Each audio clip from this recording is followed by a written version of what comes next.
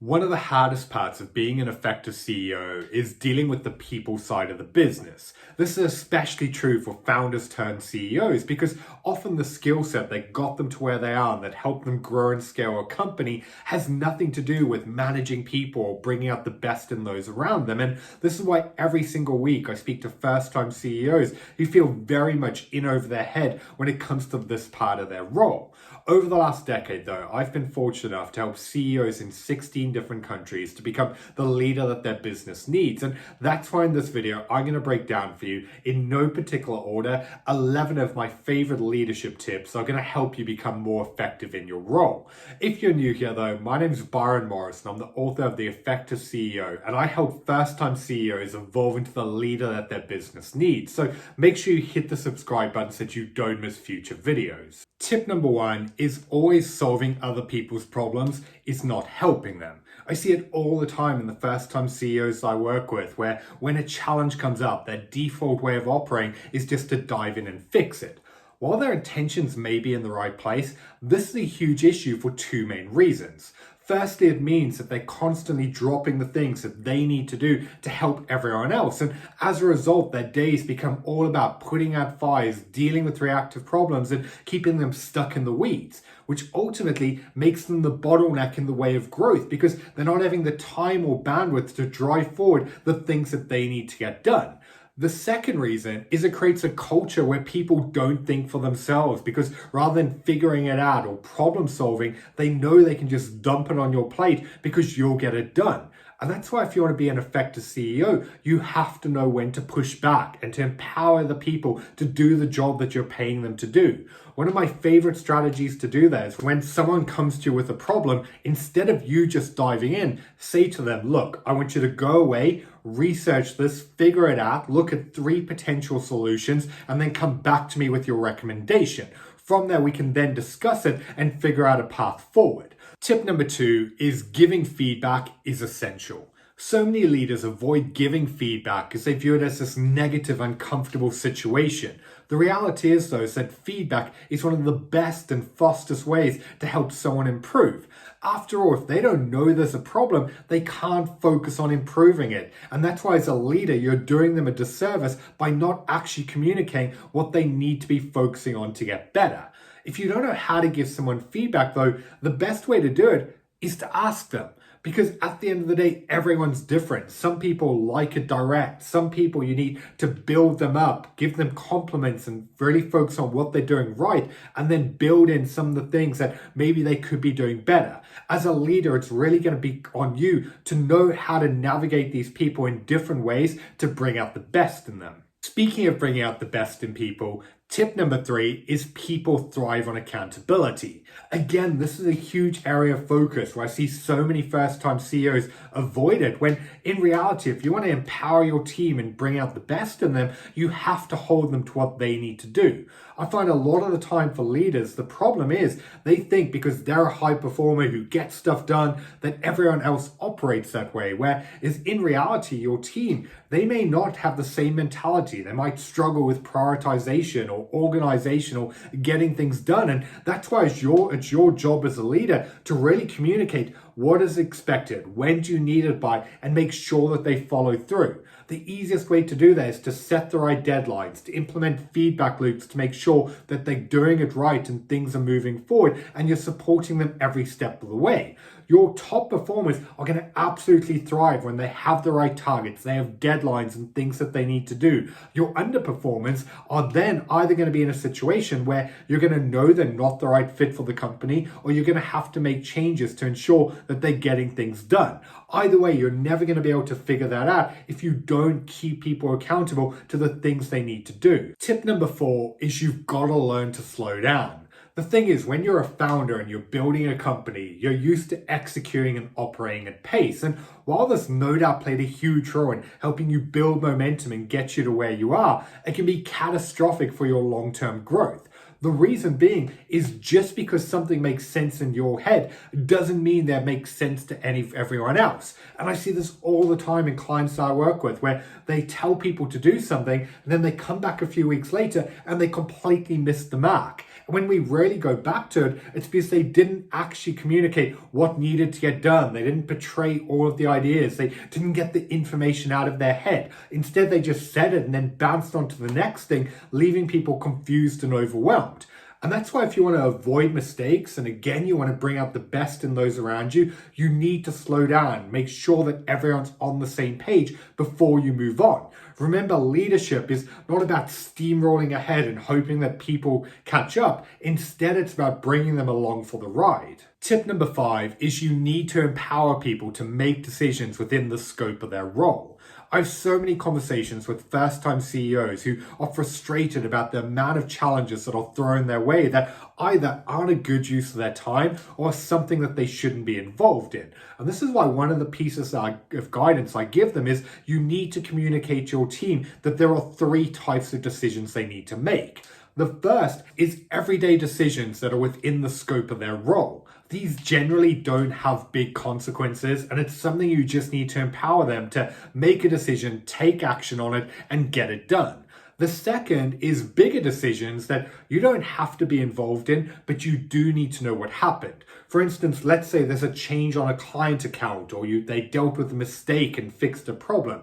In case it comes up in a conversation down the line, this is something that you need to be informed about so that you know what happened and how it was resolved. And then the third is the bigger decisions that either you need to make or you need to be involved in.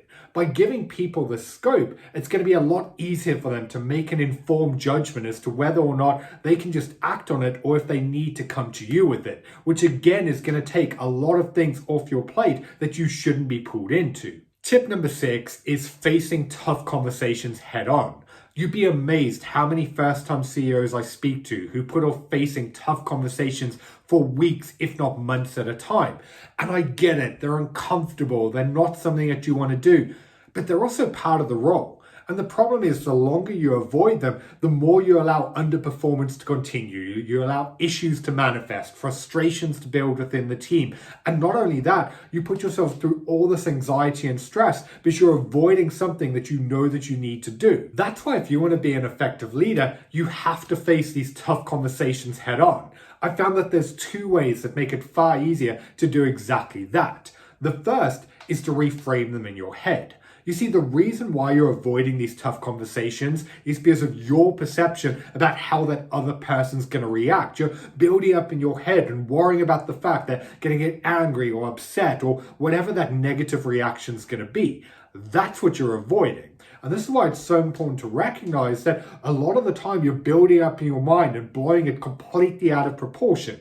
And that's why I found it really helps to reframe it from a tough conversation to a clarity conversation. It's a discussion to figure out what is happening, get on the same page, and figure out what's actually going to need to be done to move forward. By reframing it, you can take a lot of the anxiety away that comes along with it. The second is rather than delaying, you need to commit to either facing it straight away or you need to schedule it and deal with it as soon as possible. The one caveat to that is what you don't want to do is immediately react and go into these difficult conversations driven by emotion. That's when you're going to say the wrong things and you're not going to really handle them as the best version of you. This is why with clients, I always say that you need to figure out in advance, what do you want to communicate? How do you need to say it? What's the new expectations you need to set? And where do you need to agree on an outcome that everyone feels like they're on the same page to move forward? This is why in my Evolve program, where I help first-time CEOs navigate the challenges that come with their growth, one of the aspects that I offer is called SOS calls. These are essentially calls to deal with problems that can't wait until our next session. And I find the biggest reason for needing these is to navigate tough conversations. It's like I had one recently with the CEO that I'm working with who has an incredibly emotional CFO. And whenever they go into tough conversations, they butt heads, things get reactive, they say things that later they regret. And that's why with him, like last week he reached out to me, he was like, can we just discuss this in advance chance. We got on the phone, we broke down the situation, we went through how to communicate, how to set expectations, what was the outcome that he wanted. And by having that in place, he could go in feeling calm and grounded, prepared for what he needed to face. And he stopped it from blowing up like it would have done in the past. And that's why I'm saying you need to take time to think this through. That doesn't mean procrastinate, overthink, and delay, but you need to get a game plan before you go into these situations, because that's how you're going to handle them as the best version of yourself. Tip number 7 is you've got to live by your boundaries. I get it. You want to be the leader that everyone can turn to. You want to build a culture where people know that they can come to you with their problems. And while that's really admirable, it brings with it many issues. You see, I see this in so many first-time CEOs where as a result of this, they're constantly spending their days putting out fires and solving other people's problems instead of moving forward the things that they need to get done. And the mental block that always comes with it is they feel guilty saying no. They feel like it's selfish not to be helping everyone immediately with all of these challenges. And that's why I always have to reframe it in their head that they don't just have a responsibility to the individual. They have a responsibility to the team, to the organization, to the stakeholders, to the customers, to their family, and to themselves. And that's why, if anything, it's selfish to constantly drop the things that they need to get done. That doesn't mean don't help people, but it means and you need to get comfortable with doing it on your own agenda. If someone comes to you with a problem, rather than just diving straight in, say to them, look, I have availability at 3 o'clock today, come back then. When you start to do stuff on your own agenda, that's how you're going to be able to defend your time and really make sure you're actually getting done the things that you need to do. Tip number 8 is it's not your job to know everything. So many first-time leaders put this huge pressure and expectation on themselves that they need to have all the information and know everything that's going on, when in reality, being an effective leader is not about knowing everything. It's about surrounding yourself with the best people, getting the right information, asking the right questions, and then using that to actually make the best decisions for the organization. When you keep pressuring yourself that you need to have all the answers, all it's going to do is take your time and energy away from the things that need to get done. Not only that, it's also going to stop you from asking for the right support, because it's going to build up in your mind that it's a weakness, whereas in reality, it's a strength. So stop putting it on yourself to have it all figured out and start trusting that you've got the right people around you and you're going to make your life so much easier. Tip number 9 is one of my favorite ones, and that is often it's better to speak last. A lot of new and first-time leaders have this belief that in order to be effective in what they're doing, they need to share their ideas and tell people what to do. And not only that, because they're new to the role, they have this huge pressure they're placing on themselves to portray this image of someone who's got it all figured out. That's why this approach often can really bottleneck and limit growth. I'll give you an example. Like, let's say you go into a meeting and you go straight into communicate what's in your head and everything that's going on. The issue with that is that it immediately molds the thoughts and ideas and opinions of everyone else in the room. You've set the direction, and then they get a very narrow sight on where you're actually going.